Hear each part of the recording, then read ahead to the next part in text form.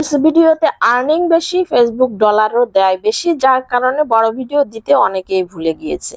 আসসালামু আলাইকুম, সবাইকে ওয়েলকাম করছে আরো একটি ভিডিওতে। কেমন আছেন আপনারা সবাই? রমজানের রোজা থেকে শত ব্যস্ততার মাঝে দিয়ে রান্না করা, ইফতার তৈরি করা, বাচ্চাদের জন্য নাস্তা তৈরি করা, সব শেষে নিজের ভিডিও আপলোড করা, এডিট করা থেকে শুরু করে অন্যান্য ঝামেলা তো আছেই। তার মাঝে দিয়ে সবসময় চেষ্টা করি ফেসবুকে নিয়ম মেনে চলে ভিডিও আপলোড করা। আর যখন রিল ভিডিও দেওয়ার সময় হয় তখন প্রতিদিন 3 থেকে 4টে করে রিল ভিডিও আপলোড করা।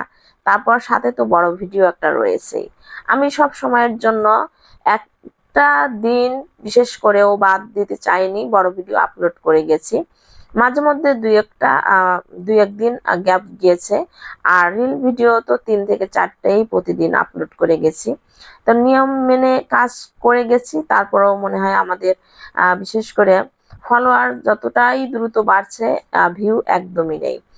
আর যাদের ভিউ নেই, তারপর ফলোয়ার কম, ফেসবুকের গাইডলাইন ও মেনে চলে কাজ করেনি, অথচ তারাই কন্টেন্ট মনিটাইজেশন পেয়ে গিয়েছে।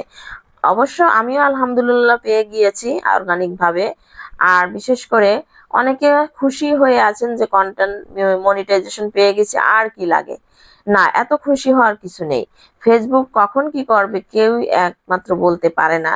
আর আমরা সেটা পেয়েছি ঠিক, কিন্তু ফেসবুক একমাত্রই বলে দিবে সেটআপের পরে কার মনিটাইজেশন থাকবে আর কারটা থাকবে না। এর জন্য অতটা খুশি হওয়ারও কোনো কারণ নেই। আর বিশেষ করে যারা রিল ভিডিও সবসময় আপলোড করে থাকতো, বড় ভিডিও দিতে অনেকে ভুলেও গিয়েছে, দিত না। আর আমি তো সব সময় এই কাজটা করে গেছি, বড় ভিডিও আপলোড করা একদমও ভুলি নেই। তো যাই হোক, প্রথম থেকে যেভাবে কাজ শুরু করেছি এখন ওইভাবে কাজ করে যাচ্ছি। জানি না আর্নিং হবে কিনা, তারপরেও পরিচিত হতে পারছি, ফলোয়ার বাড়ছে, এটাই অনেক শান্তি। আর বিশেষ করে যারা একবারে ভুলে গিয়েছিলেন বড় ভিডিও দেওয়া, তো এখন কি হলো, এখন তো ঠিকই সেই বড় ভিডিওই নিয়ে আমাদের কাজ করতে হবে। রিল ভিডিওতে যেহেতু আর্নিং কমে গিয়েছে, যাদের মিলিয়ন মিলিয়ন ভিউ হচ্ছে তারা অবশ্য কিছুটা আর্নিং করবে। আর বিশেষ করে আমাদের মতো যারা ফলোয়ার কম, ভিউ কম, তারা কি করবে? তাদের তো একদমই কিছুই হবে না। তো যাই হোক, বড় ভিডিও আপলোড করতে যদিও একটু কষ্ট লাগবে, সময়ও অপচয় হবে, তো বড় ভিডিও থেকে কিছু আসুক বা না আসুক, পরিচিতিটা কিন্তু আমরা হবে, এবং ফলোয়ার সাথে সাথে পরিচিতিটা আমাদের অনেক বেড়ে যাবে। যাই হোক, ধৈর্য ধরে কাজ করে যাচ্ছি, দেখি ফেসবুক কি করে। আর বিশেষ করে যারা গাইডলাইন মেনে না চলে কাজ করে মনিটাইজেশন পেয়েছে, আর বিশেষ করে যারা কন্টিনিউ কষ্ট করে যাচ্ছেন, তাদের তো অনেকেরই কিছুই হয়নি।